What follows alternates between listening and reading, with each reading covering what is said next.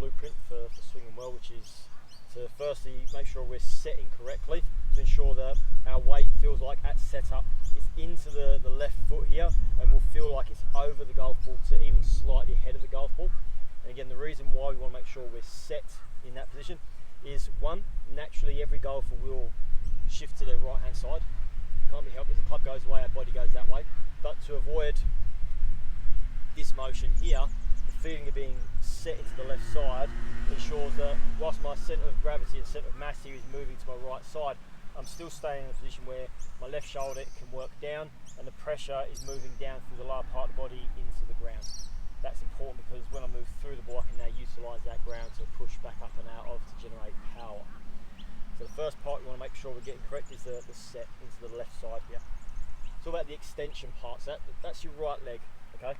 As you take the club away, the right leg is going to start extending or straightening. What we want to be mindful of is we don't snap the right leg back. It's not a fast forced motion, it's a natural flowing motion. By the time my hands get to hip high, you'll find that my right leg has fully extended. This also enables me to create a nice hip turn. So one of the things that a lot of players struggle with is, how do I generate turn? Really, really simply, right leg extends. When the right leg extends, I create hip turn. The other thing that this aids and helps with is my left shoulder. If my right side goes up, my left side naturally goes down.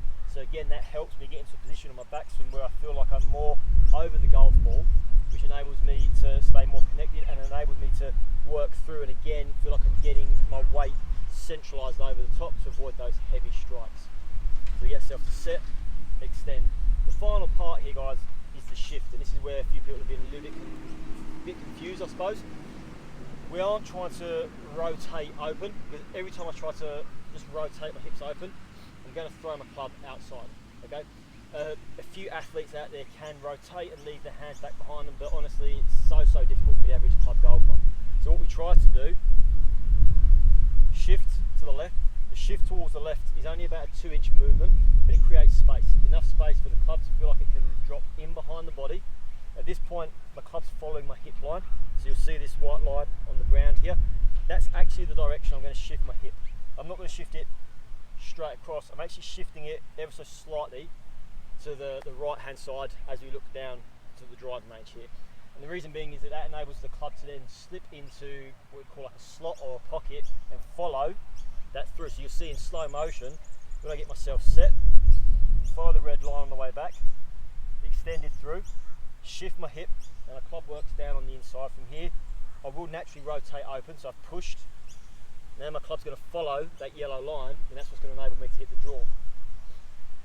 The orange line in this little box here today is simply to help with ball position.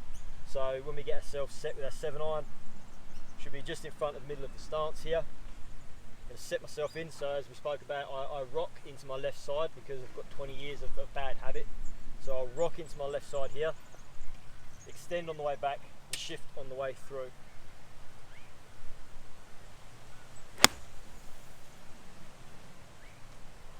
And you'll see every single time, one, strike ahead of the golf ball is exactly where we want it.